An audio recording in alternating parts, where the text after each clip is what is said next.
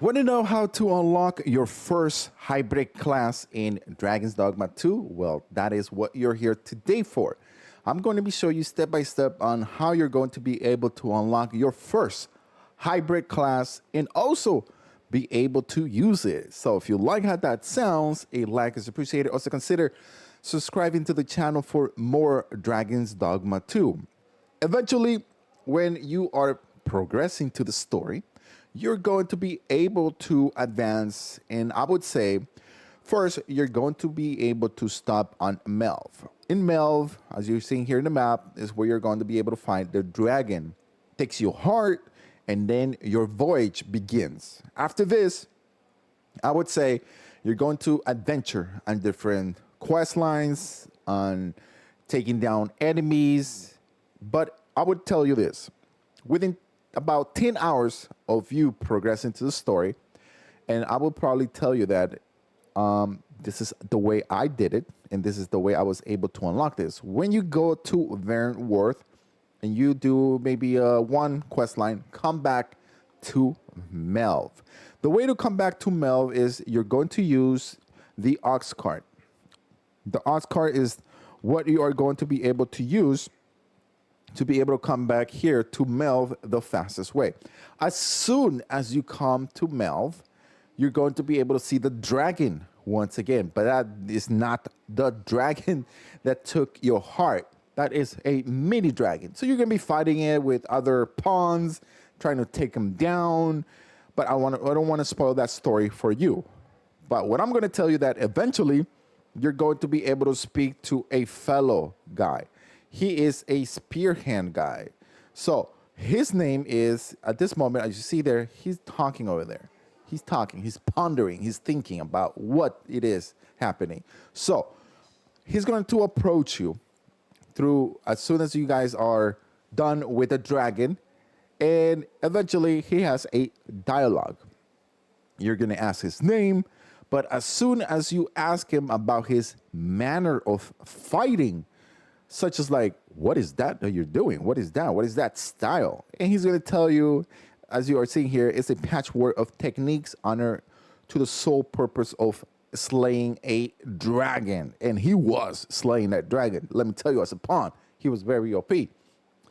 So after you done with his dialogue, he's going to say, oh, you have unlocked the spearhand, the mystic spearhand. So to be able to use the spearhand, you're going to come to this location here. You're going to come to the hole, not just the hole, but the gill hole. The gill hole is the only location where you're going to be able to unlock or change your guild. Your guild is a fighter, an archer. That is your guild, a mage, and now it's going to be a mystic spearhand. So you're able to see there, that is the flag that you're looking for. It looks like that. It looks with a circle and weapons inside and hands. You go in here, and you're going to talk to this guy. As soon as you're done talking to him, he's going to give you a few options. One, rest, organize your storage, but you're going to go to vocation guild. You're going to do is you're going to change vocation. As soon as you change the vocation, you're going to go down here and you're going to see the mystic spearhand. As soon as you see that, you're going to be able to acquire the mystic spearhand. So for 200 DCP. Now, what are DCP? If you haven't seen my other video in which I show you how to unlock all the different, I explained to you that DCP are discipline points. You're going to be able to get discipline points as you are progressing to the story, killing enemies, and completing different quest lines.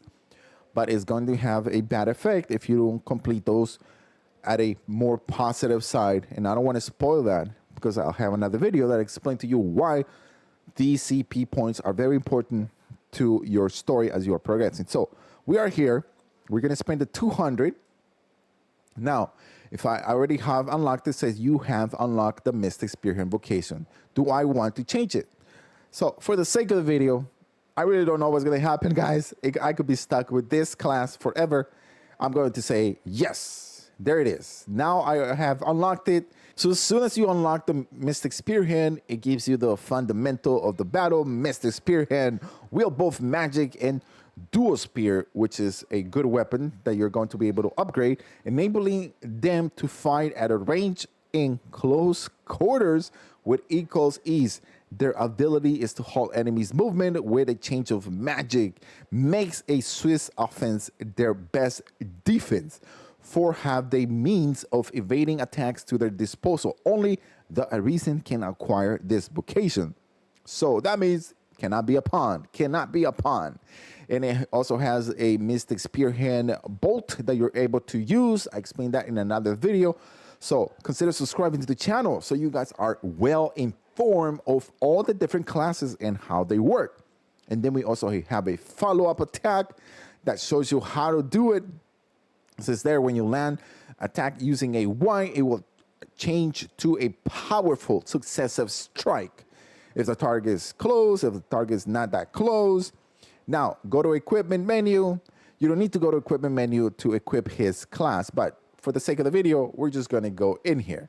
So, as you're able to see here, now there it is. Now we are a Mystic Spearhand.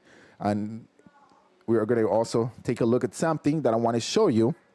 And then we're going to go into his different skills. So you're able to see there, right away, I'm able to unlock the Dragon Stab and also the Sieging Blade. As you're able to see there, I also have 1 core skills that I'm able to use, and I have 2 augments. Now, to be able to get more weapon skills, you got to get more DCP points. It's very important. Everything is well structured in Dragon's Dogma to be able to progress to the story, and also individually, you're going to be able to unlock everything. So you see there, right at the bottom, I'm equipping all the different items. Good thing about Dragon's Dogma as you are progressing to the game, and this is a tip, if you're still watching this video, I just saved you probably 10 hours of a lot of struggling. So that's why you gotta make sure you subscribe to the channel. As you are progressing to the story, you're going to come to a location, different locations. You're gonna find armor, you're gonna find weapons. Keep those, store them. Eventually, if they're going to be for a advanced class, they're going to be for a hybrid class, and you're going to be able to use those and equip them, because what game does is we're going to take a look at the status. See that it keeps my level 13. I am level 13 at this moment. It keeps my health, it keeps my experience, and it keeps my stamina. But as you're able to see there, the Spearhand is not able to carry so much weight. So at this point, I'm overwhelmed with too much on me. The Spearhand is a very light class, is not able to take a lot of items to be able to carry them, but we're just going to have to manage the inventory and reduce it to be able to use this class. And there you go. That is how you unlock your first hybrid class. In this case, it's going to be the Mystic Spearhand. And another thing I wanted to show you is, as you're able to see here in my clothing, now I got to reduce all of that because not all of that works, but in my clothing, this, as you're able to tell you, see, I have a cape.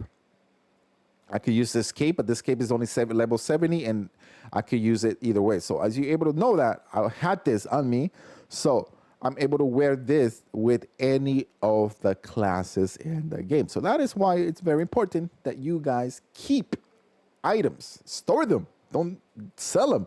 If it's only a unique item, don't sell it, keep it. Eventually, you're gonna need it for something. Trust me, you don't wanna kill any quest line. You don't wanna kill something that you're gonna be regretting it. So, the game does well for you to store items, so why not? Thank you for watching. Don't forget to subscribe to the channel for more Dragon's Dogma.